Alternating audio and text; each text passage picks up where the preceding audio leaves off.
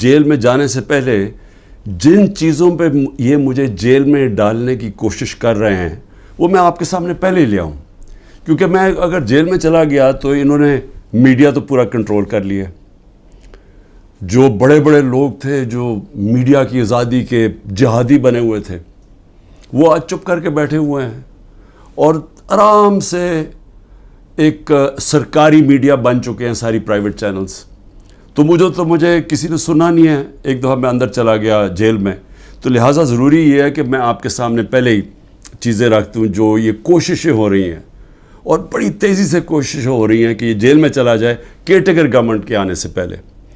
تو میں سب سے پہلے سائفر کا ذرا میں آپ سب کے سامنے رکھتا ہوں کہ اصل میں ان کو یہ سمجھ نہیں آئی کہ جتنی سائفر کے اوپر بات ہوگی، یہ جتنے بھی پاور میں بیٹھی ہوئی ہیں پی ڈی ایم کے لیڈرز اور جو پرانے آرمی کے چیف جنرل باجوہ، یہ جتنی بھی سائفر کے اوپر تحقیقات ہوں گی ان کے اوپر انگلیاں آئیں گی.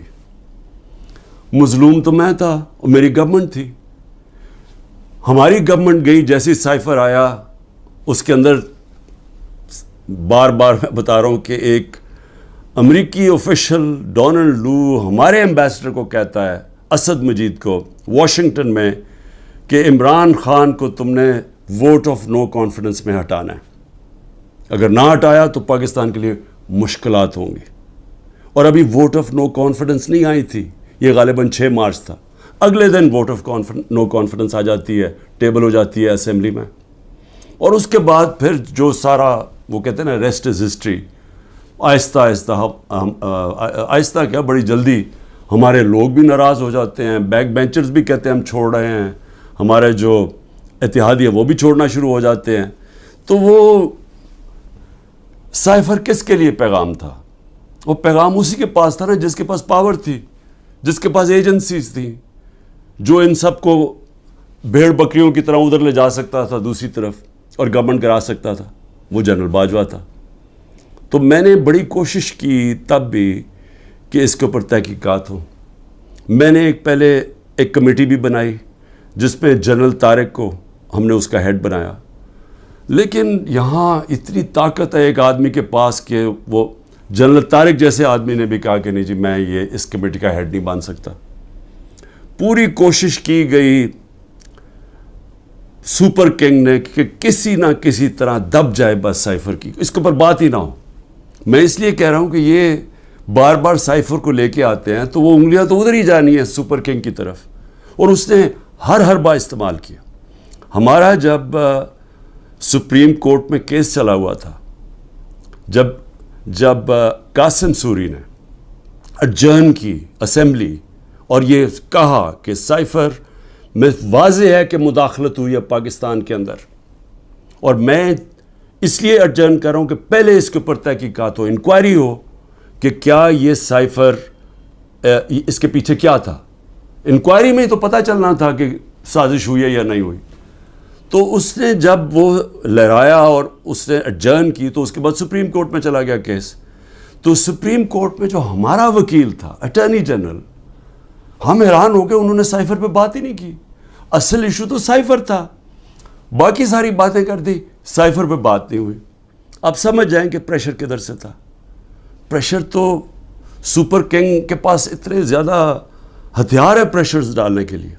تو وہ جو کیس ہمارا تھا وہ کیس ہی نہیں لڑا گیا. نعیم بخاری جو ہمارے جو اسد کیسر کے وکیل تھے، انہوں نے کہا کہ اٹارنی جنرل تو میرا کیس ہی ختم کر دیا، کیونکہ انہوں نے سائفر کے اوپر بات کی.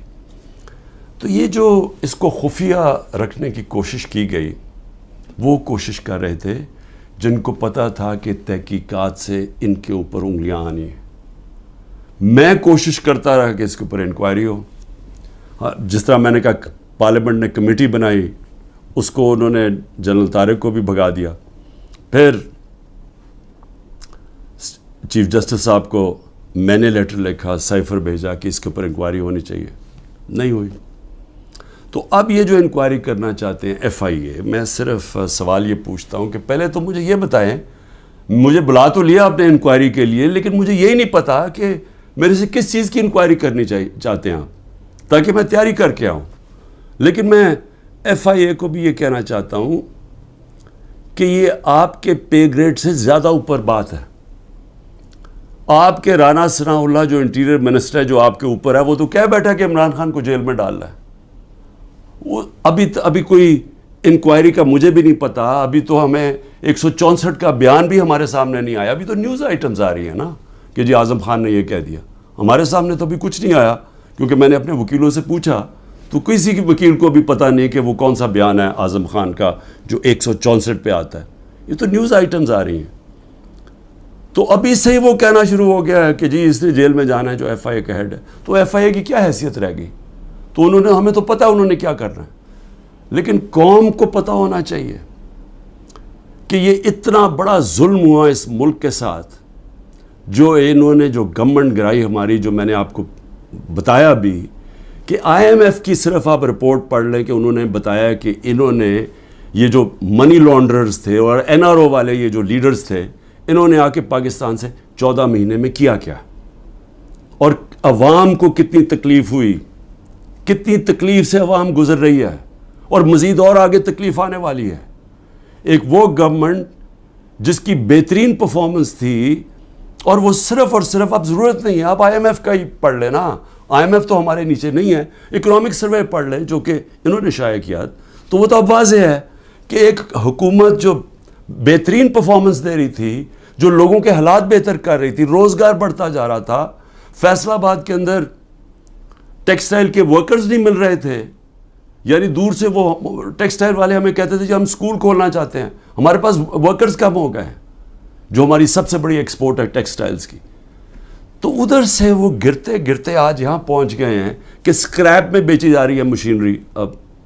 اور یہ جو اب مزید اور مہنگائی آ رہی ہے, ذرا پوچھیں تو صحیح کہ جو بے روزگاری بڑھتی جا رہی ہے, پوچھیں لوگوں کے ساتھ گزارا ہوتا کیسے ہے, کون ذمہ دار ہے اس کا. یہ سائفر کے اوپر جب تحقیقات ہوں گی تو پتہ چلے گا کہ کتنی بڑی سازش ہوئی ہے. تو میں تو چاہتا ہوں کہ ایک صحیح معنی میں اس کے اوپر انکوائری ہو. میں تو تب بھی کوشش کر رہا تھا لیکن تب تو ہونے نہیں دی. تو اللہ کرے کہ اس میں سے ہی کچھ چیز نکلائے. لیکن یہ ایف آئی اے نہیں کر سکتی کہ وہ تو کنٹرولڈ ہے انہی لوگوں سے جو انہوں نے فائدہ اٹھایا یہ سازش سے. دوسری چیز ہے, اب 2 اور میرے اوپر نیب کے کیسز ہیں. ایک ہے القادر. اب القادر کے اوپر میں آپ کو بتا ہی چکا ہوں کہ وہ کیس یہ ہے کہ عمران خان نے ملک ریاض کو فائدہ دلوایا کیونکہ اس نے اس سے پہلے القادر یونیورسٹی بنائی تھی.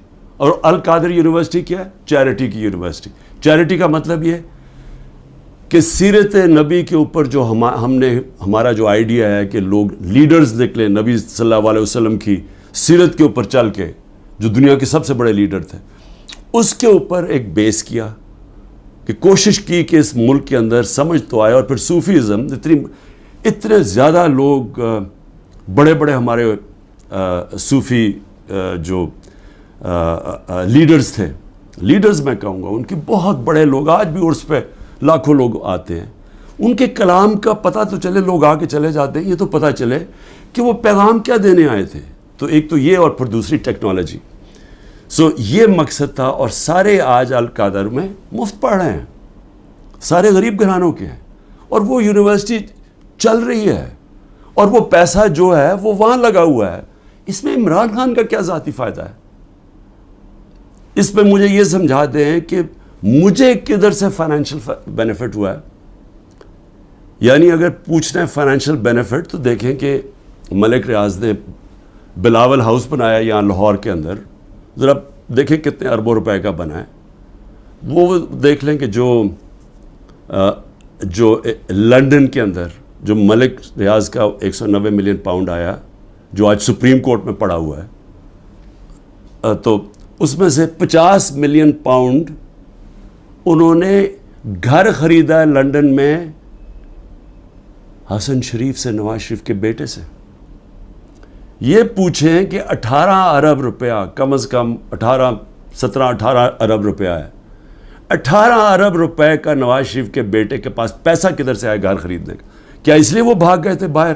جب نیب نے ان کو بلایا اور پوچھنا تو دونوں بیٹے باہر بھاگ گئے کہ جی ہم پاکستان کے شہری نہیں ہیں. اس کے اندر وہ پوچھا کسی نے ان سے؟